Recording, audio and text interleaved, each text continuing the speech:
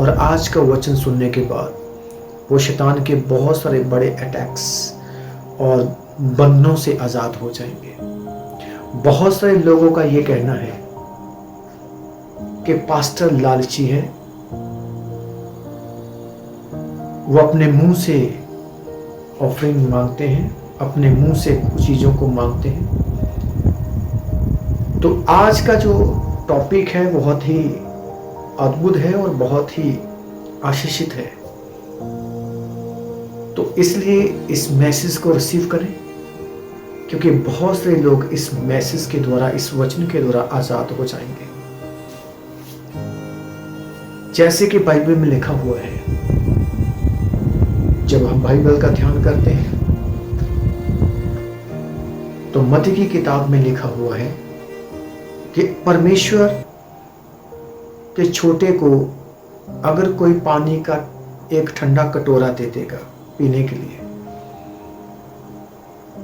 तो परमेश्वर के वचन में लिखा है कि जो पानी देगा वो अपना प्रतिफल पाएगा।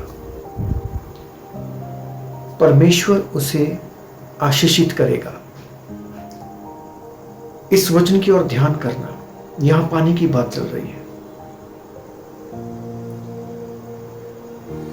और बाइबल के मुताबिक और बाइबल के अनुसार आप जो सेवकों के साथ करते हो, वो आप सेवक को पानी नहीं दे रहे, बल्कि वो जीसस क्राइस्ट को पानी दे रहे हैं पीने के लिए।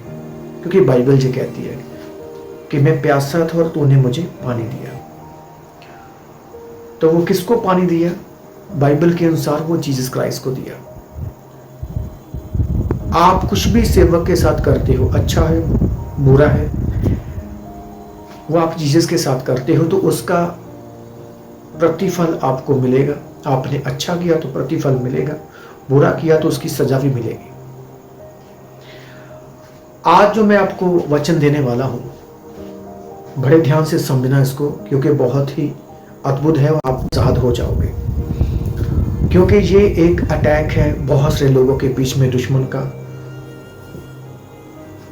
जिस सेवक के द्वारा परमेश्वर ने आपको आशीष देनी होती है और शैतान आपको भरमाता है उसी के खिलाफ।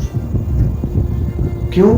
क्योंकि उससे पता है कि जिसके द्वारा सप्लाई इनकी स्टार्ट हो चुकी है, हीलिंग स्टार्ट हो चुकी है, आशीष मिलनी है, अगर उसके खिलाफ भरमाऊंगा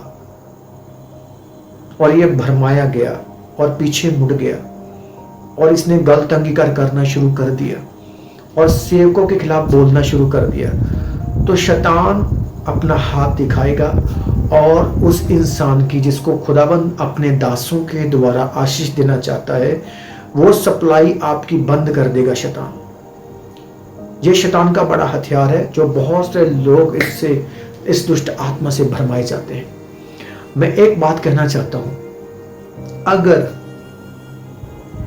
आप जैसे सेवक को कहते हैं ना लालची है, आपको पता है कि सेवक आपकी जिंदगी में जो भेजा गया वो आपके माँ से, बाप से, भाई से, बहन से, वो आपकी माँ से, बाप से, बहन से, दोस्त से, दुनिया की हर एक वो चीज जिससे आप प्यार करते हो, उससे ज्यादा अनमोल है प्रभु के दास जो आपकी जिंदगी में भेजे गए।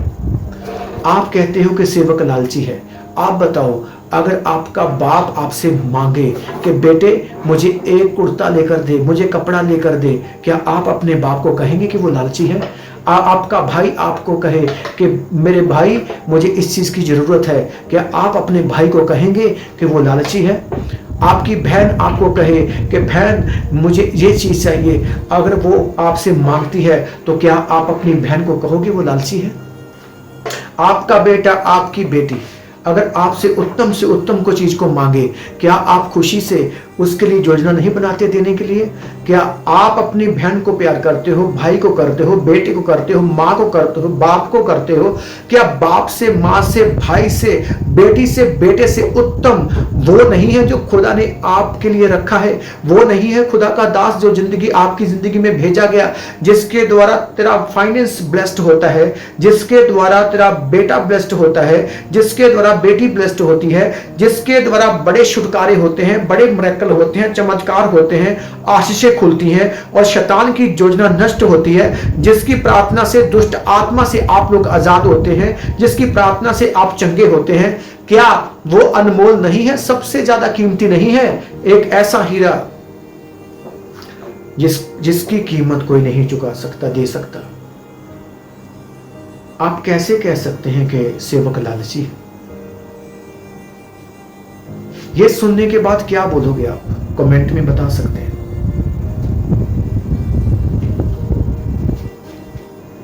ध्यान करना, आप कभी नहीं अपने बाप को कहते को लालची है, माँ को कभी नहीं बोलते, अपनी बेटी को कभी नहीं बोलते। अगर बेटी कहे कि मुझे आईफोन चाहिए, आप नहीं कहते कि वो लालची है। बेटा कहे कि मुझे ये गाड़ी चाहिए, बाइक चाहिए, आप कभी नहीं कहते कि लालची है। जब पास्टर आपको कोई सेवा के काम बोले और आपको कहे कि चलो परमेश्वर के काम करने के लिए खड़े हो जाओ, कोई जिम्मेवारी आपको दे, तो आप कैसे कह सकते हो कि लालची है?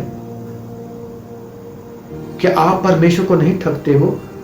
अपनी जरूरतों के लिए आपके पास सब कुछ है, अपने परिवार के लिए आपके पास सब कुछ है।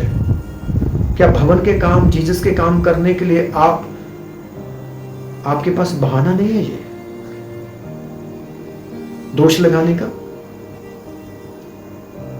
आप सोचिए। और मैं विश्वास करता हूं कि आज ये सुनने के बाद, ये वचन सुनने के बाद आपके मन से ये बात निकल जाएगी कि सेवक लोग, पास्टर लोग लालची होते हैं। मैं सबकी बात नहीं करता, कुछ अपने स्वार्थ के लिए काम करते होंगे, पेट के लिए करते होंगे, पर सभी सेवक ऐसे नहीं होते। और हाँ, किसी भी सेवक को आप कुछ देते हो, खिलाते हो, पिलाते हो, आप प्रभु के साथ वो करते हो वचन के अनुसार। आप बताएं कि बाइबल में ये बात नहीं लिखी मलाकी 3 में कि ऑफरिंग निकालनी चाहिए? अगर ऑफरिंग निकालनी है तो उसका बेनिफिट क्या है बाइबल में? क्या बाइबल में ये नहीं लिखा हुआ मलाकी 3, 10, 11, 12 में कि जब आप ऑफरिंग निकालते हो तो परमेश्वर का ये वादा, उसने प्रॉमिस किया है कि मैं आकाश के झरोकों को खोलकर इतनी आशीष की वर्षा करूंगा कि रखने को जगह नहीं होगी? क्या ये खुदावंद का वचन नहीं है? या खुदा के हाथ ने नहीं लिखा ये? क्या पवित्र आत्मा के हाथ ने नहीं लिखा ये वचन? और फिर क्यों आप इस वचन को अनसुना करते हो या इसके ऊपर विश्वास नहीं करते हो? उसने कहा है, मैं आकाश के झरोखे खोलकर इतनी आशीष की वर्षा करूंगा कि रखने को जगह नहीं होगी। जो खुदावंत का सच्चा वचन है उसके ऊपर आप विश्वास नहीं करते हो। जो फ्रॉड लोग हैं, कुछ फ्रॉड बैंक के हैं, कुछ ऐसे लोग हैं जो फ्रॉड करते हैं, उनके ऊपर विश्वास करके आप अपना पैसा लगा देते हो।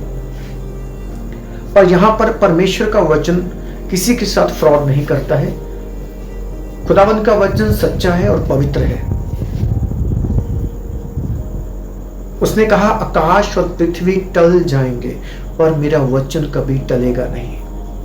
जो उसने लिख दिया, जो उसने बोल दिया, वो होकर ही रहेगा। उसको कोई भी खत्म नहीं कर सकता। कोई भी ऐसा नहीं है जो खुदावंत के वचन को रद्द कर सकता है, क्योंकि वो परमेश्वर की ओर से लिखी गई। उसने कहा, मैं आकाश के झरोखे खोलकर इतनी आशीष की वर्षा करूंगा कि रखने को जगह नहीं होगी। क्या आप विश्वास करते नहीं इस वचन पर?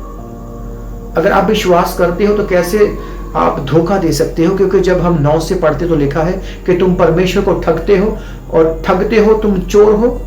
किस बात की चोरी करते हो? क्योंकि उसने कहा, दसमांत और भेंटा में तुम उसको रखते हो और चोरी करते हो और उसको देते नहीं हो।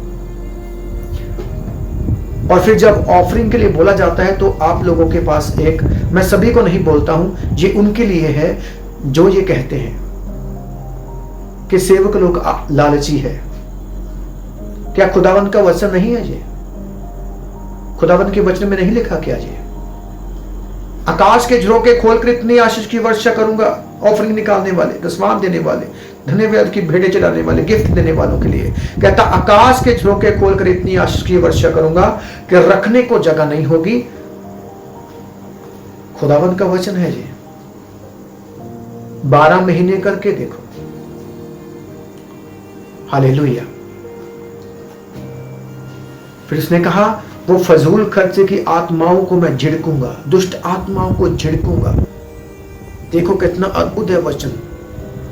अगर इस वचन को आप ध्यान से पढ़ें, इसी वचन में छुपी हुई है जिंदगी की हर आशीष, हमारी फैमिली की हर एक आशीष इस वचन में छुपी हुई है, अगर आप ध्यान से इस वचन को पढ़ेंगे तो। हालेलुया। उसने कहा मैं दुष्ट आत्माओं को झिड़कूंगा, फजूल खर्चे की आत्माओं को मैं नाश करूंगा, तेरी जिंदगी से निकाल दूंगा। जो काम तू नहीं कर सकता अपनी पावर से, अपने हाथ से, कहता कि मैं अपनी शक्ति से, मैं अपने आत्मा से, मैं इस वचन के अनुसार वो करूंगा कि मैं वो आत्माओं को जहां जहां वो काम करती है मैं उनको निकालूंगा। उन दुष्ट आत्माओं को जो फजूल खर्चे की दुष्ट आत्माएं, बीमारी के ऊपर पैसा लग रहा है, एक्सीडेंट के द्वारा पैसा आपका खत्म हो रहा है, खराब हो रहा है, अलग अलग रीति से शैतान आपको आपके पैसे को खराब कर रहा है, आपके धन को खराब करता है। परमेश्वर ने कहा मैं उन दुष्ट आत्माओं को झिड़कूंगा, मैं उस शैतान को झिड़कूंगा, वो शैतान चला जाएगा और मैं तुझे फलवंत करूंगा और तेरे जो फल है वो कच्चे नहीं गिरेंगे, मैं फलवंत करूंगा तुझे। पूरी दुनिया की जातियों में, अलग अलग जातियों में तुझे धन्य कहा जाएगा। कहता इतना फलवंत, इतना आशीषित कर दूंगा तुझे मैं कि अन्य जातियां भी तुझे कहेंगी कि परमेश्वर सचमुच ये यहोवा का बेटा है, यीशु की बेटी है और ये आशीषित है। हालेलुया। क्या ये एक बाइबल का वचन नहीं है? जैसा कोई बोएगा वैसा काटेगा। क्या ये परमेश्वर के वचन में नहीं लिखा कि हर्ष से देने वाले को परमेश्वर प्रेम करता है, खुशी से देने वाले को प्रभु प्रेम करता है?